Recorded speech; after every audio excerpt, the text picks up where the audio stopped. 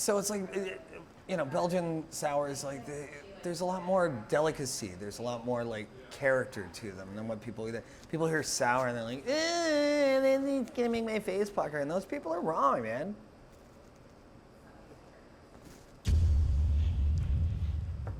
Oh, God, that's good.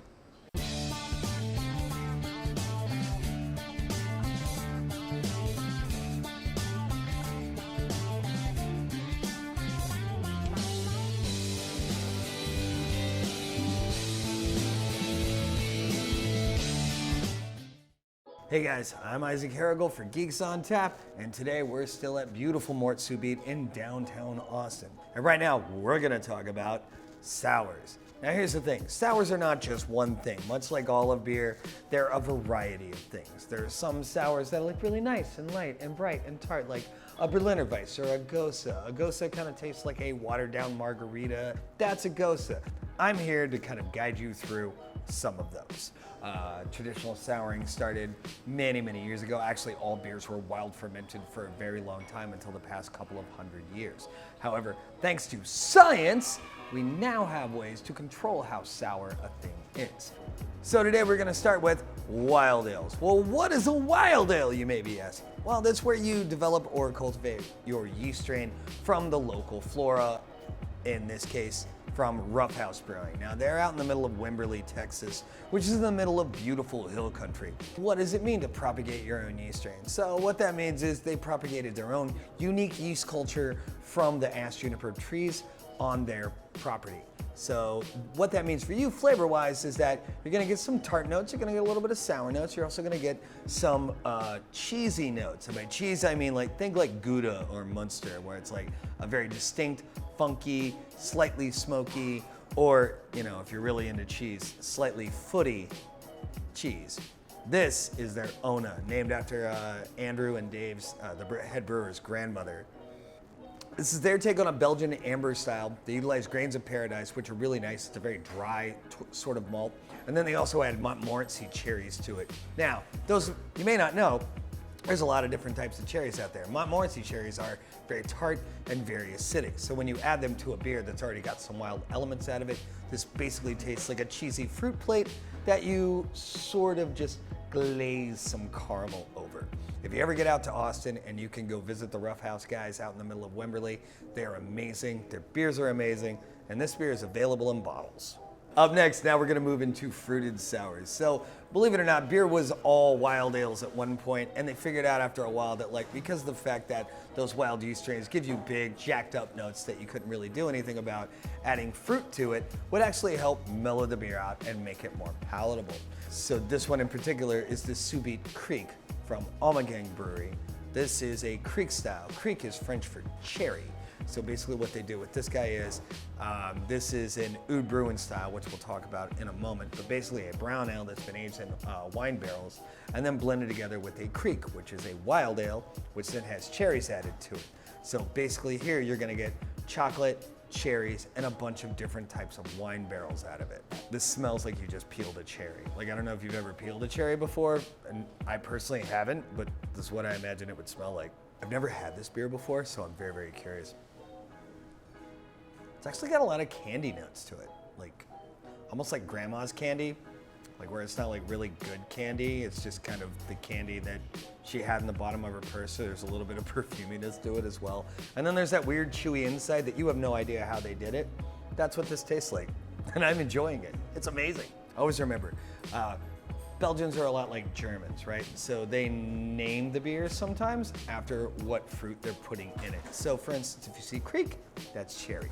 If you see Pêche, that's peach. If you see Framboise, yes, you pronounce the S because there's an E at the end, which makes it feminine, which means you pronounce the S. I remember that from French high school class. That means it's raspberries. Moving on. This next beer is going to be a style called a Flanders Red. This is from the Flanders region of Belgium, which is just above the wine-producing region of France. Now, these beers, anything you see that says Flanders Red or Flanders Bruin, ROODBRUIN, etc., these are all aged in spent wine barrels. Now, the story that I like to think happened in my head is the Belgian brewers hanging out on the border of the wine-producing region of France and just being like, hey, Frenchie, what you gonna do with those wine barrels? Because all wine barrels are single use, of course. And the Frenchie says, I don't know, what do you want to do with them? And then the Belgian's like, I don't know, let's throw some beer in and let's see what happens. Yeah. And the French are like, oui. And then they did it, and from there, a beautiful new style of beer originated. In this case, this is a Flemish red. Now, this is one that's widely available. This is the Rodenbach Grand Cru. This is a red ale that's been aged in a variety of wine barrels and oak fjöders, generally for about 1.5 to 2 years, and then blended together. Now, depending on what wine barrels they're utilizing, and also depending on who the brewery is and how the blend goes, generally you're blending these beers together with the aged ones, and then you add a fresh batch of it in order to make it a little bit more consistent. So overall, you tend to get cherry notes, you tend to get oak out of them, and you tend to get some mild acidity. Some are more acidic than others. Some are also way more sour than others. You also tend to get a lot of vinegar. Rodenbach Grand Cru is one of the milder ones. This one just tastes like sweet cherry with a little bit of vinaigrette and a whole lot of oak on the back end. I love this style of beer because you get a little bit of a pucker, and then you get this right soft, right there in the jaw, like when you bite into a warhead. And then it just finishes incredibly lovely and really delicate. Find one of these beers in a bottle or any one of the variants and enjoy it. Because if you don't, Jean-Claude Van Damme will find you. He'll hunt you down.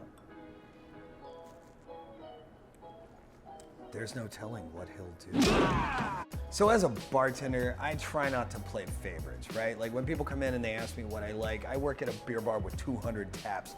So I don't have a personal favorite. I have my things that I drink. But if I have a personal favorite sub-style that nobody else appreciates as much as I do, like that one nerdy thing, like that friend you have who still watches way too much Dragon Ball Z, I'm that guy with this style. It's called ROODBRUIN, which means old brown. So much like the Flanders Reds that we were talking about, these are brown ales that are then aged in a variety of wine barrels and oak barrels and oak fjöders. Fjöders are just large vats that have oak. That's pretty much all they are. It's a way to get the wine barrel or oak barrel aesthetics that you want. So basically you're starting with a brown ale, you're aging it in those barrels, and then you're blending it with a fresh batch in order to get it. Now this one is from Belgium. This is called VANDERGHINSTE, and I'm very excited about this one. So you definitely get the brown ale on the nose. You get notes of chocolate, both dark chocolate and sweeter milk chocolate. You also get a little bit of a cocoa powder note out of it, and then you also get the oak and you get some of the wine as well. This one has a really lovely texture, a little bit of acidity on the back end, a little touch of vinegar. These are like sour candies if you made sour chocolate candies. I love this style. It's a very delicate creature. One of my personal favorites is Liefmann's Gudenbond as well. You can find that here. But this is the VANDERGHINSTE. Please seek this beer out and enjoy it. I'm a fan of this style. I hope to change you. If you're a red wine drinker, especially if you like, you drank that bottle of wine the next morning after you had opened it and it got a little bit oxidized and you were like, you know what, screw it. There's still 2 glasses in there. This beer is for you. So hopefully, guys, you've learned to take a chance and maybe come to appreciate some of the sours. So why don't you do yourself a favor? Come on down to Mort Subite. And you're buying.